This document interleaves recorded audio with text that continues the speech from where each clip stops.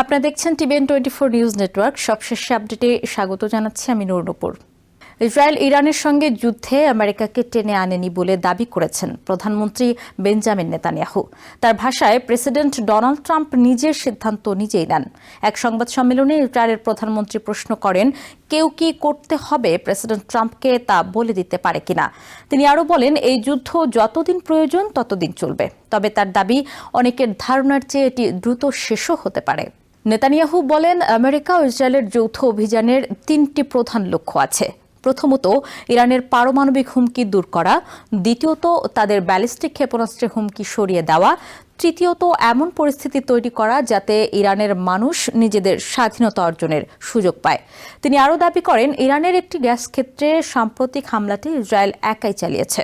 নেতানিয়াহুর কথায় পরে ট্রাম্প তাদের ভবিষ্যতে এ ধরনের হামলা থেকে বিরত থাকতে বলেছেন এবং ইসরায়েল তা মেনে চলছে। এর মধ্যে ট্রাম্প বলেছেন, এই অঞ্চলে আমেরিকার স্থল সেনা পাঠানোর কোনো পরিকল্পনা নেই। একই সঙ্গে তিনি দাবি করেছেন, ইরানে আমেরিকার অভিযান সময়সূচির চেয়েও এগিয়ে আছে। এদিকে সংঘাতের প্রভাব জ্বালানি বাজারেও পড়ছে। কাতারের রাস লাফান জ্বালানি কমপ্লেক্সে হামলার পর ব্রিটেন ও ইউরোপে গ্যাসের দাম হঠাৎ অনেক বেড়ে গেছে। কাতারের প্রধানমন্ত্রী এই হামলাকে ইরানের পক্ষ থেকে অত্যন্ত বিপজ্জনক উত্তেজনা বৃদ্ধি বলে বর্ণনা করেছেন।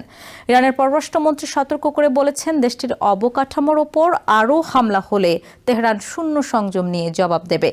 অন্যদিকে ট্রাম্পও কাতারে আর কোনো হামলা না চালাতে ইরানকে হুঁশিয়ারি করেছেন। নেতানিয়াহু আরও বলেন, আমেরিকা ইসরায়েলের সমর্থনে হরমুজ প্রণালী খুলে দেওয়ার জন্য কাজ করছে। এই পথটি বিশ্বে তেল ও তরলীকৃত প্রাকৃতিক গ্যাস পরিবহনের সবচেয়ে গুরুত্বপূর্ণ রুটগুলোর একটি। সাধারণত বিশ্বের প্রায় 20% তেল ও এলএনজি এই প্রণালী দিয়ে যায়, কিন্তু জাহাজে হামলার ইরানি হুমকির কারণে সেখানে চলাচল তীব্রভাবে কমে গেছে। যুদ্ধ শেষে হরমুজ প্রণালীর উপর নির্ভরতা কমাতে আরব উপদ্বীপের পশ্চিম দিক দিয়ে বিকল্প তেল ও গ্যাস রুট তৈরির পক্ষেও মত দেন তিনি। ইরান প্রসঙ্গে নেতানিয়াহুর দাবি করেন, দেশটি এখন আগের যে কোনো সময়ের চেয়ে দুর্বল। তার মতে, ইসরায়েলের হামলায় ইরানের ক্ষেপণাস্ত্র, ড্রোন এবং পারমাণবিক সংশ্লিষ্ট সক্ষমতা বড় ধরনের ক্ষতির মুখে পড়েছে।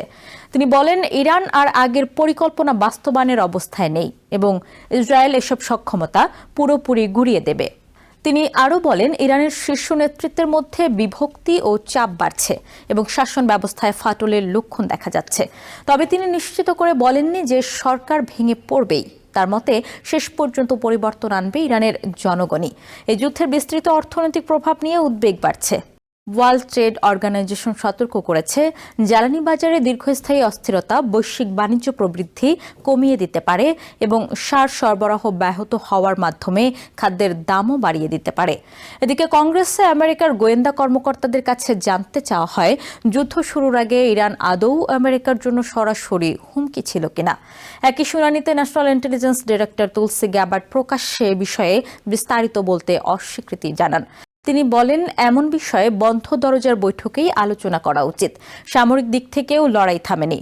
ইউএস সেন্টকম বিবিসিকে জানিয়েছে, ইরানের ওপর একটি যুদ্ধ মিশন শেষে একটি F-35 যুদ্ধ বিমান জরুরি অবতরণ করতে বাধ্য হয়। তবে বিমানটি নিরাপদে নেমেছে এবং পাইলট স্থিতিশীল অবস্থায় আছেন। যদিও ইরান দাবি করেছে বিমানটি গুরুতরভাবে ক্ষতিগ্রস্ত হয়েছিল। একই সময়ে ব্রিটেনের RAF ফেয়ারফোর্ড ঘাঁটি থেকে আমেরিকার 2টি B-52 কৌশলগত বোমারু বিমান উঠতে দেখা গেছে। বিশ্লেষকদের মতে, এগুলো সম্ভবত গভীর আঘাত হানার মিশনে যাচ্ছিল। বিবিসি নিরাপত্তা সংবাদদাতা ফ্রাঙ্ক গার্ডনার বলেছেন, জ্বালানি অবকাঠামোতে হামলা ঠিক সেই ধরনের উত্তেজনা বৃদ্ধি যা উপসাগরীয় আরব দেশগুলো শুরু থেকেই আশঙ্কা করে আসছিল। নিউ ইয়র্ক থেকে সম্প্রচারিত টিভিএন 24 টেলিভিশন বিশ্বজুড়ে বাঙালির কণ্ঠস্বর।